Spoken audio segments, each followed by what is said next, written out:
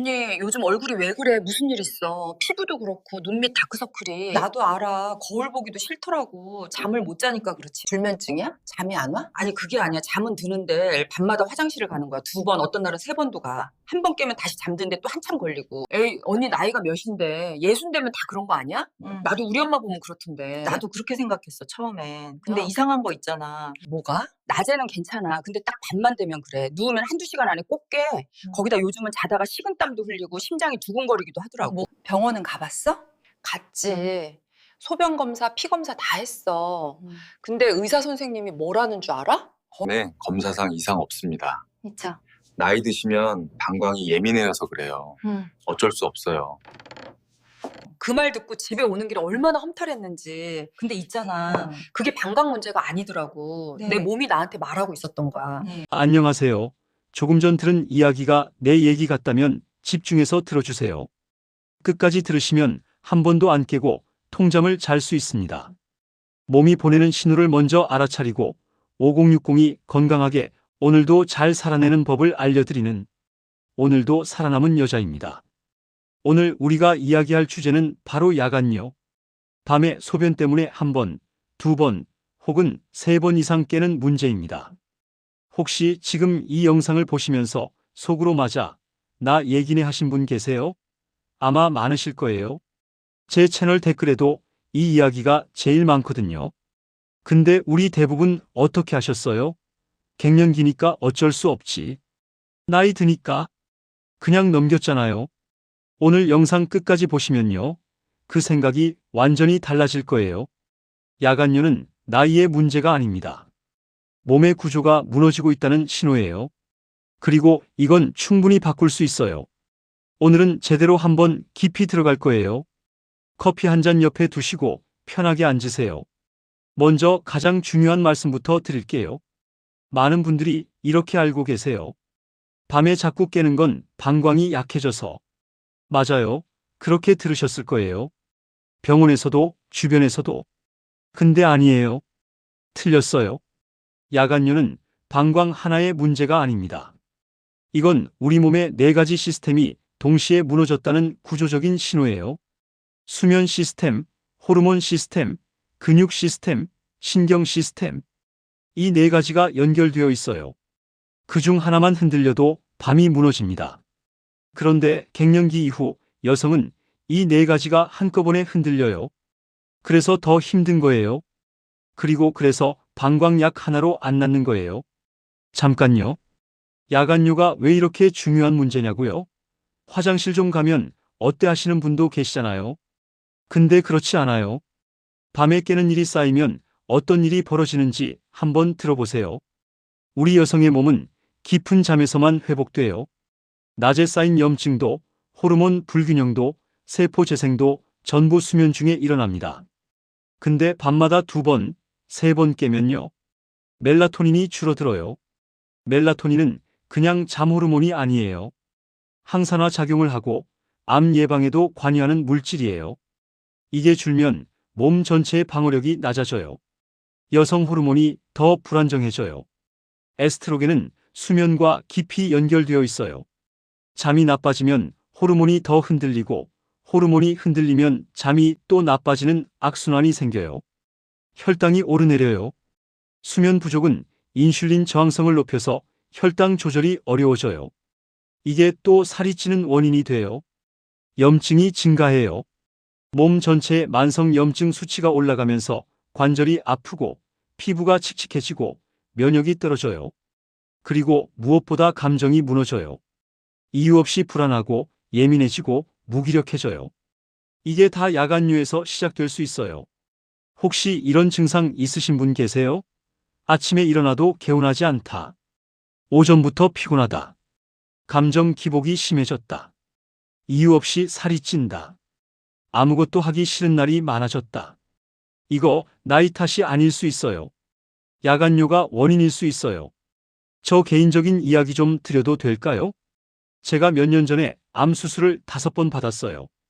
그리고 항암 치료를 거치면서 강제 폐경이 됐어요. 한순간에 여성 호르몬이 뚝 끊겨버린 거잖아요. 그때 제 몸에서 가장 먼저 무너진 게 잠이었어요. 밤마다 깼어요. 화장실 때문에. 그리고 식은땀, 심장이 두근거리는 느낌. 새벽 2시, 3시에 혼자 깨서 어두운 천장을 바라보던 그 시간들이 얼마나 길고 무서웠는지. 처음엔 방광이 문제인 줄 알았어요. 약도 먹어봤어요. 그런데 안 나았어요. 그때 제가 찾기 시작한 거예요. 왜 밤에만 이러는 건지. 알고 보니까요. 제 몸이 아직 긴장 상태에 있었던 거예요. 항암 치료를 끝냈어도 제 신경계는 아직 전쟁 중이었어요. 스트레스 호르몬인 코르티솔이 밤에도 내려오지 않고 있었던 거예요. 그게 야간류의 원인 중 하나였어요. 그리고 거기서부터 제가 하나하나 바꿔나가기 시작했어요. 지금은요, 밤에 화장실 한 번도 안 가고 통잠 잡니다. 그리고 깨더라도 금방 다시 잠들어요. 예전엔 꿈도 못 꿨던 일이에요. 오늘 제가 드리는 이야기는 책에서만 읽은 게 아니에요. 제가 직접 몸으로 겪고 바꾼 거예요. 자, 이제 좀 더 들어가 볼게요. 우리 몸이 밤에 어떻게 작동하는지. 정상적인 밤이라면 이래요. 해가 지면서 뇌에서 멜라토닌이 나와요. 이제 쉬어도 되라는 신호예요. 동시에 항인효 호르몬, ADH라고 하죠. 이게 올라가요. 이 호르몬이 신장에게 밤엔 소변 줄여라고 명령해요.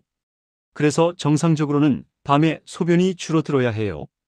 방광도 휴식 모드로 들어가야 하고요.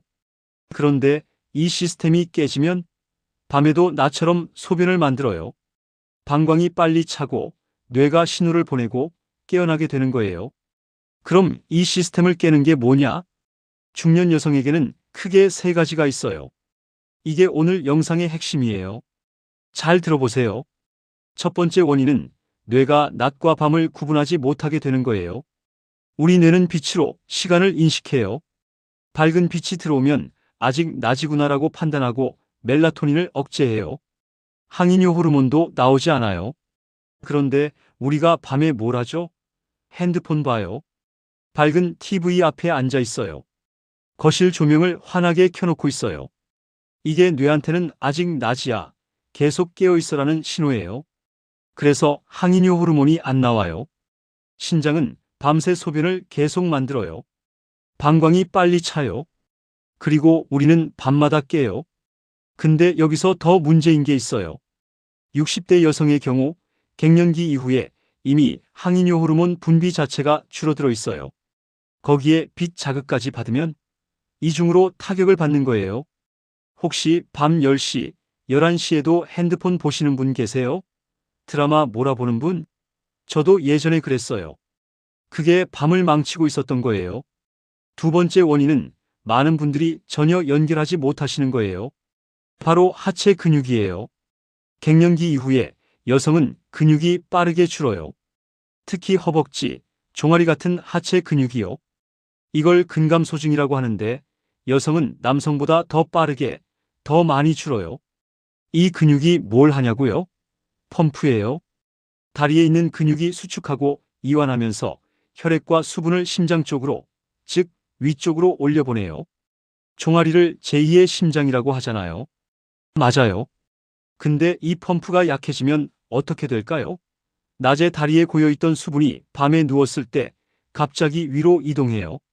심장으로, 폐로, 그리고 신장으로. 신장이 갑자기 받은 수분을 어떻게 처리할까요? 소변으로 만들어요. 그래서 누운 지 한두 시간 만에 방광이 차는 거예요.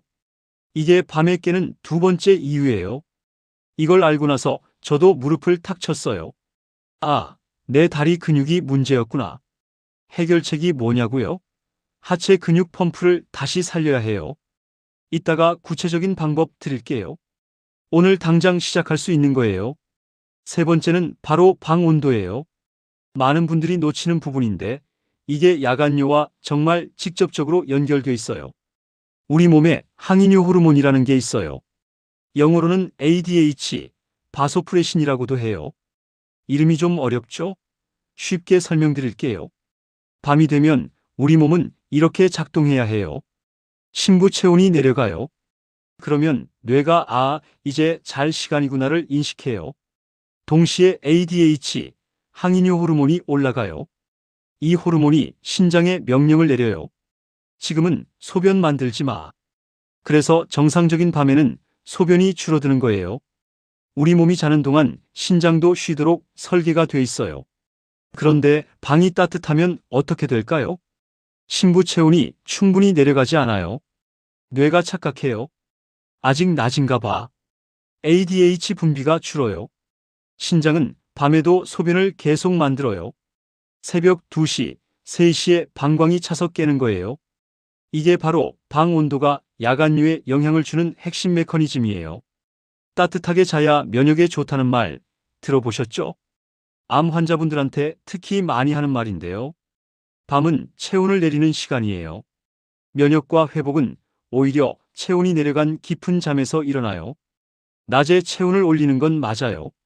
하지만 밤에 방을 너무 따뜻하게 하면 오히려 깊은 잠을 방해해요. 사실 이 세 가지는 따로 움직이는 게 아니에요. 체온, 수면의 깊이, 그리고 배뇨. 이게 하나로 연결돼 있어요. 깊은 잠을 자고 있을 때 신부 체온은 낮아서 소변 적게 생성하죠. 방이 따뜻해서 얕은 잠일 때 신부 체온을 유지해서 소변을 많이 생성합니다. 그리고 여기서 한 가지 더. 방이 따뜻하면 깊은 수면에 진입을 못해요. 얕은 잠을 자게 되죠. 얕은 잠일 때는 방광 감각이 훨씬 예민해요. 소변이 조금만 차도 뇌가 신호를 받아요. 그래서 깨는 거예요. 반대로 깊은 잠을 자고 있으면 방광이 꽤 차도 안 깨요. 뇌가 그 신호를 걸러내거든요. 방이 따뜻한 날 유독 화장실을 더 자주 가는 것 같다면 이게 이유예요. 이건 많은 분들이 헷갈려 하시는 부분이에요. 밤에 땀을 흘리면 수분이 빠져나가는 거니까 소변은 줄어야 하는 거 아닌가요? 맞는 것 같죠? 근데 아니에요. 방이 따뜻하면 미세하게 땀이 나요. 몸이 탈수 상태라고 인식해요. 낮 동안 수분을 더 잡아두려고 해요. 그런데 이 과정에서 배뇨 리듬 자체가 깨져요. 밤에 오히려 소변 생성 리듬이 불규칙해져요. 특히 이런 분들에게 더 심하게 나타나요. 50대 이후, 여성 갱년기를 지나고 있는 분, 항암 치료나 호르몬 치료를 받으신 분. 이 세 그룹은 ADH 분비 자체가 이미 줄어 있어요. 거기에 방 온도까지 높으면 이중으로 영향을 받는 거예요. 하나 더 드릴게요. 이건 좀 더 과학적인 이야기예요. 방이 따뜻하다. 말초 혈관이 확장돼요.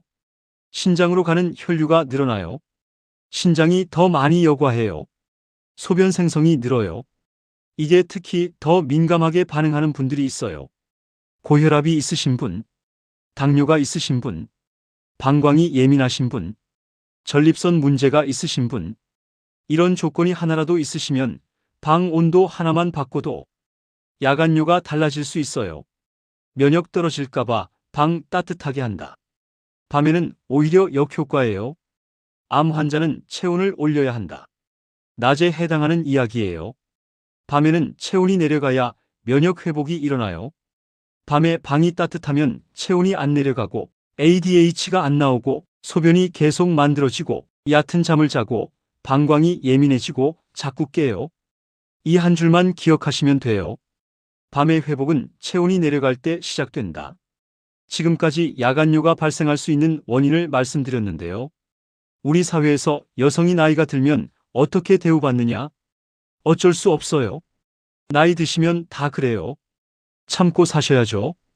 이런 말 많이 들으셨죠? 근데 저는 그 말에 동의하지 않아요.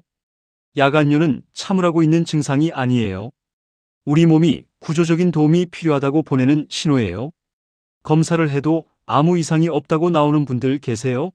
그 말이 맞아요. 병이 아니에요. 하지만 그렇다고 정상도 아니에요. 몸의 구조가 무너지고 있다는 신호예요. 60살이라는 나이는 포기의 이유가 아니에요. 몸의 구조를 이해하고 생활 방식을 조금씩 바꾸면 지금 이 나이에도 충분히 바뀔 수 있어요. 제가 직접 증명했으니까요. 자, 이제 실제 해결책으로 넘어갈게요. 제가 먼저 드리고 싶은 말씀은 약부터 찾지 마세요. 야간요, 약, 방광약, 수면제. 이게 나쁜 건 아니에요. 필요한 분들도 계세요. 하지만 구조가 무너진 상태에서 약만 먹으면 임시 방편이에요. 우리가 바꿔야 하는 건 생활의 구조예요. 오늘 제가 드릴 방법은 3가지예요. 간단해요. 하지만 꾸준히 하셔야 해요. 그리고 효과는 생각보다 빨리 나타날 거예요. 첫 번째는 뇌에게 이제 밤이야라는 신호를 제대로 보내는 거예요. 잠들기 1시간 전 핸드폰을 침실 밖에 두세요. 그냥 무음으로 뒤집어 두는 게 아니에요. 방 밖으로요. 저도 처음엔 어색했어요. 근데 이게 진짜 달라요. TV도 끄세요. 거실 조명도 어둡게 낮추세요. 따뜻한 3개의 간접 조명 정도로요. 뇌가 어두워지고 있구나, 쉴 시간이구나를 인식하기 시작해요. 대신 뭘 할 수 있을까요? 책 읽기, 가벼운 스트레칭, 따뜻한 목욕, 차 한 잔. 이런 것들이 뇌를 자연스럽게 수면 모드로 이끌어줘요. 뉴스는 주무시기 전에 보지 마세요. 뉴스는 항상 자극적이에요. 감정이 올라가면 코르티솔이 올라가요. 그러면 밤이 무너져요. 두 번째는 하체 근육 펌프를 살리는 거예요. 지금 당장 하실 수 있어요. 첫 번째 동작은 벽 스쿼트예요. 방법은 간단해요. 벽에 등을 기대고 발을 벽에서 한 발짝 앞으로 내딛어요. 그리고 천천히 앉는 거예요. 허벅지가 바닥과 평행이 될 때까지. 이 자세를 30초에서 1분 유지해요. 처음엔 30초도 힘들 수 있어요. 괜찮아요. 15초부터 시작하세요. 중요한 건 매일 하는 거예요. 두 번째 동작은 발 뒤꿈치 들기예요. 서 있는 상태에서 천천히 발 뒤꿈치를 들었다가 내려요. 이게 종아리 펌프를 직접 자극해요. 30번씩 하루 3번. 세 번째는 자기 전 다리 올리기예요. 누운 상태에서 다리를 벽에 기대거나 베개 위에 올려놓아요. 15분에서 20분 정도요. 이러면 다리에 고인 수분이 미리 이동해요. 그러면 한밤중에 한꺼번에 이동하는 양이 줄어들어요. 과학적 근거에 의하면 하체에 남아있는 정체된 수분량을 줄이면 야간요가 최대 30에서 40% 감소한다는 연구 결과가 있어요. 이 방법은 비뇨기과 전문의들도 권장하는 방법이에요. 이 운동들은 아프거나 힘든 게 아니에요. 하지만 꾸준히 하셔야 2주 이후부터 변화가 느껴질 거예요. 세 번째는 바로 방 온도예요. 많은 분들이 놓치는 부분인데 밤은 체온을 내리는 시간이에요. 면역과 회복은 오히려 체온이 내려간 깊은 잠에서 일어나요. 하지만 밤에 방을 너무 따뜻하게 하면 오히려 깊은 잠을 방해해요. 방 온도 하나만 바꿔도 야간요가 달라질 수 있어요. 그럼 방 온도를 얼마로 맞춰야 할까요? 수면의학에서 그리고 비뇨기과에서 공통으로 권장하는 밤 온도가 있어요. 18도, 22도 춥지 않게, 따뜻하지 않게. 처음엔 좀 서늘하게 느껴질 수 있어요. 근데 이 온도에서 수면의 질이 가장 좋아요. 이불을 한 장 더 덮는 건 괜찮아요. 이불을 덮으면 몸 주변은 따뜻하게 유지되면서 방 공기는 서늘하게 유지되거든요. 면역 떨어질까봐 방 따뜻하게 한다 밤에는 오히려 역효과예요. 암 환자는 체온을 올려야 한다. 낮에 해당하는 이야기예요. 밤에는 체온이 내려가야 면역 회복이 일어나요. 잠자기 1시간 전부터 방 온도를 20도 정도로 맞추세요. 잠들 때 발이 차면 양말을 신어도 되지만 방 온도는 서늘하게 유지하세요. 밤에 방이 따뜻하면 체온이 안 내려가고 ADH가 안 나오고 소변이 계속 만들어지고 얕은 잠을 자고 방광이 예민해지고 자꾸 깨요. 이 한 줄만 기억하시면 돼요. 밤의 회복은 체온이 내려갈 때 시작된다.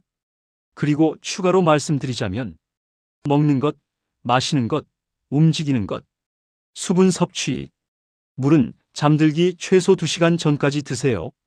그 이후에는 최소화하세요. 입이 마르시면 얼음 조각을 입에 무는 정도로요. 저녁 식사 후 단 음식은 피하세요. 과일도 저녁 늦게는 혈당을 올릴 수 있어요. 특히 수박, 포도, 감 같은 당도 높은 과일은 저녁 7시 이전에 드세요. 술은요? 정말 드시고 싶으시면 저녁 6시 이전에 소량만요. 자기 직전 술은 밤을 완전히 망쳐요.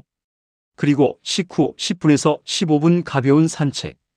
이게 혈당을 안정시키고 소화를 돕고 하체 혈액순환을 도와줘요. 일석삼조예요. 따뜻한 카모마일 차나 히비스커스 차를 저녁 이른 시간에 드시면 긴장 완화에 도움이 돼요. 단, 취침 2시간 전까지만이에요. 이 3가지를 꾸준히 하시면 어떻게 달라질까요? 1주에서 2주 사이. 밤에 깨는 횟수가 줄기 시작해요. 2번이었던 게 1번으로, 1번이었던 게 아예 안 깨는 날도 생겨요. 4주 정도 지나면 다시 잠들기가 훨씬 쉬워져요. 밤에 1번 깨더라도 금방 잠들어요. 아침에 일어날 때 조금 개운해지기 시작해요. 3개월이 지나면 깊은 잠이 돌아와요. 아침 기상이 달라져요. 감정이 안정돼요. 그리고 살도 조금씩 빠지기 시작해요. 이게 다 연결되어 있거든요. 저는 4개월쯤 됐을 때 처음으로 내 몸이 살아나고 있구나 하는 느낌을 받았어요. 그 느낌 여러분도 느끼실 수 있어요. 이 채널에 오시는 분들 중에 야간여로 고생하신 분들이 정말 많아요. 그분들이 바꾸고 나서 이런 말씀을 하세요. 밤이 편해지니까 낮이 달라졌어요. 이 말이 제일 많아요. 낮에 멍하던 게 없어지고 감정이 안정되고 에너지가 생겼다고요. 또 이런 말도 있어요. 남편이 자꾸 깨워서 미안했는데 이제 안 미안해도 되니까 관계도 좋아졌어요. 이 말이 얼마나 마음에 와 닿았는지. 우리가 잠을 잘 자야 관계도 좋아지고 감정도 좋아지고 건강도 좋아져요. 야간요는 단순히 화장실 문제가 아니에요. 우리 삶의 질의 문제예요. 오늘 이야기 정리해 드릴게요. 야간요는 방광만의 문제가 아니에요. 수면, 호르몬, 근육, 신경, 이 4가지 시스템이 함께 무너진 신호예요. 원인은 3가지였어요. 빛 자극으로 인한 뇌의 각성, 하체 근육 약화로 인한 야간 수분 이동, 그리고 저녁 루틴의 문제. 해결책도 3가지예요. 잠들기 1시간 전 핸드폰과 밝은 빛 차단, 하체 근육 펌프 운동, 방온도 시원하게 유지. 5060이라는 나이는 포기의 이유가 아니에요. 몸의 신호를 알아차리고 구조를 바꾸면 밤이 달라져요. 그리고 밤이 달라지면 하루가 달라져요. 여러분의 밤을 되찾으세요. 오늘 영상에서는 야간류의 원인과 해결책을 알아보았습니다. 오늘부터 하나씩 바꿔나가세요. 하루하루 습관이 당신의 몸에 변화를 가져옵니다. 오늘 영상이 그 시작이 되길 바랍니다. 이 영상이 도움이 되셨다면 구독 버튼 눌러주세요. 구독은 여러분을 위한 선택이에요. 비슷한 이야기를 나눌 공간이 생기는 거거든요. 댓글에 지금 밤에 몇 번 깨는지 써주세요. 그리고 오늘부터 바꿔보겠다는 분은 시작합니다라고 써주시면 저도 응원 댓글 달게요. 오늘도 살아남은 여자, 다음 영상에서 계속 이어가겠습니다. 오늘도 수고하셨어요.